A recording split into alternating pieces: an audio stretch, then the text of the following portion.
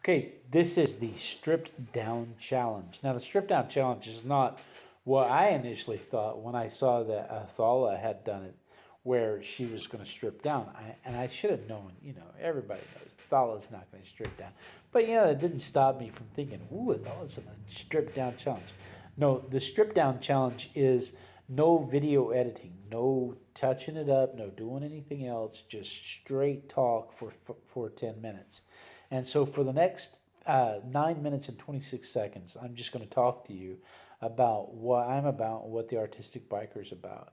I have been broadcasting or webcasting rather now for over 7 years, and what got me started was uh, I noticed a severe lack of creativity in the world, a severe lack of creative thinking, especially in Oklahoma, in South Central Oklahoma, when I could go to a restaurant and I could order McNuggets, for instance, and the McNuggets only come in 6 and 10 and 20 packs, right?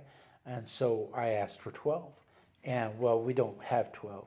And so I asked him, I said, well, can you think of a way you might be able to get to 12?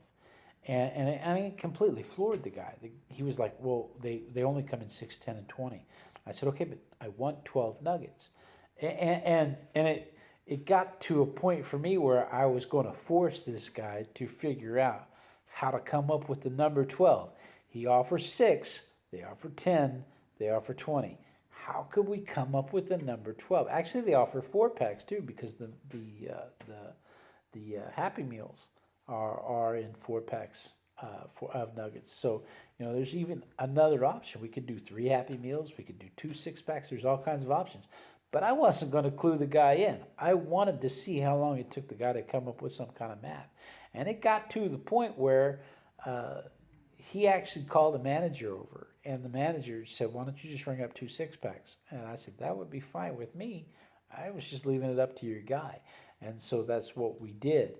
And anyway, that was the kicker for me. Rather, it was the catalyst to say, there's just not enough creativity in the world. When I came up in elementary and high school, we had art classes in elementary school, but we didn't have them in junior high or high school.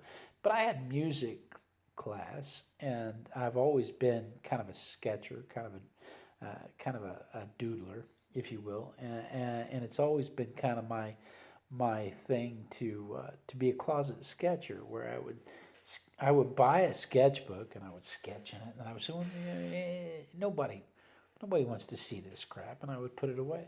And even at one point in my life, I was told that I was not very good, and so I shouldn't do that anymore, and I put it away. And it took my grandfather's death in 2009. It took my grandfather's death to really make me understand that life is short, and we should really just be focusing on the things we truly love. And I truly love the creative process, and to see the lack of creative process in the world kind of makes me sad.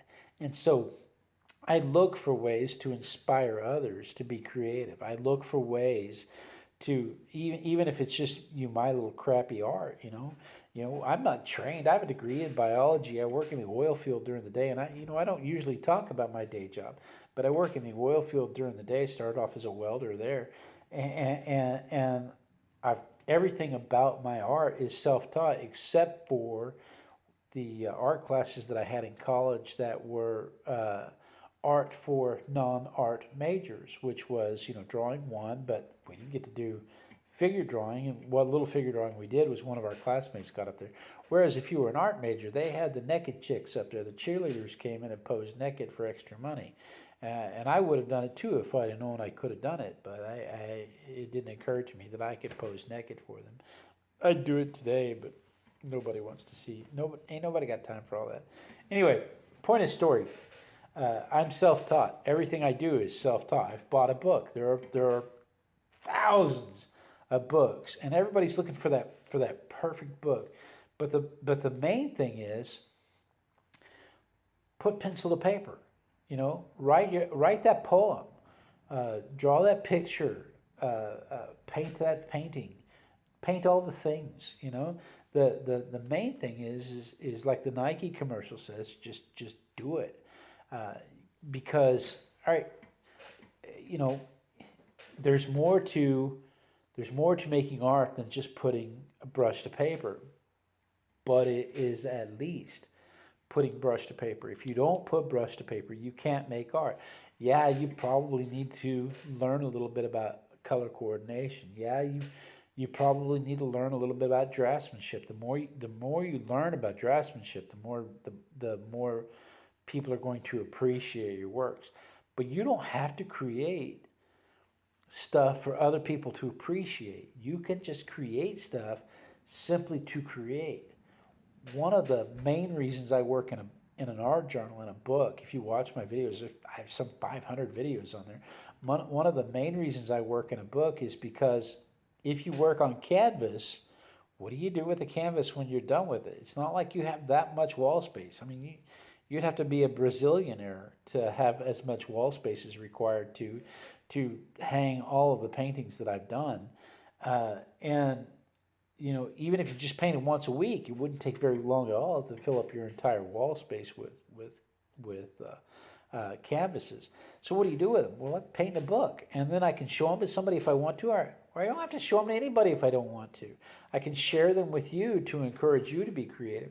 If I make a mistake, I will show you that I've made a mistake to give you permission to fail, because it's not about success, it's about expressing your creativity.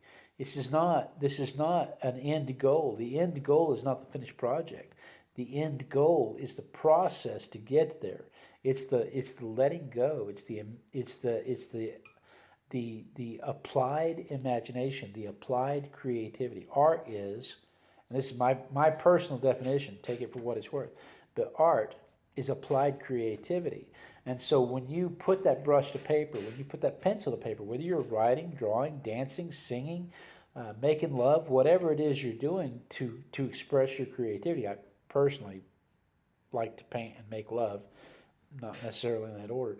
But when you apply that creativity to the world, then the world becomes a better place, and it becomes easier for all of us to communicate and to understand each other, because I can see a little bit into your thought process, and you can see a little bit in my thought process, and you can figure out a little bit what's going on, and I can figure out a little bit about what's going on. And the more we do it, the more we can connect, more than just, would you like fries with that? How about the creative process? Like, yes, I am understanding what you need. Let me help you get to what I think I can do for you. Let me show you what I think I can do for you. And let me provide a better service for you. Let me provide a better product for you. Let me get you what you really want as opposed to what you think you want. And let's communicate better. Let's go beyond the economics of it. Let's work to make the world a more creative and beautiful place. And the more we express ourselves artistically, then the easier it is to come up with those concepts. The easier it is for us to communicate those concepts. So that's what the stripped down thing is for me. This is this stripped down challenge. It's kind of hard to say with this late at night with the dentures, because by the time the mouth gets tired, everything becomes shh. Shh, shh. But the stripped down challenge is me talking to you unedited to explain to you what my philosophy on art is. And my philosophy on art, just like my philosophy on Nike, just like Nike's philosophies on footwear, and the philosophy that I've expressed to my wife since I met her, is just do it.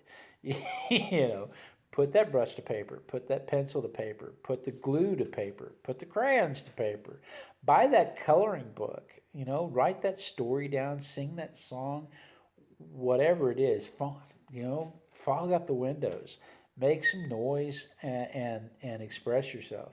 And I always go back to whatever it is you want to do, always go back to Psalms 100, regardless whether you're a religious person or not. Go back to Psalms 100 in the Bible. Psalms 100 says, make a joyful noise. Nowhere in the book does it say make a pretty noise. It says make a joyful noise unto the Lord. And that's my 10 minutes. Mwah. Peace out, everybody.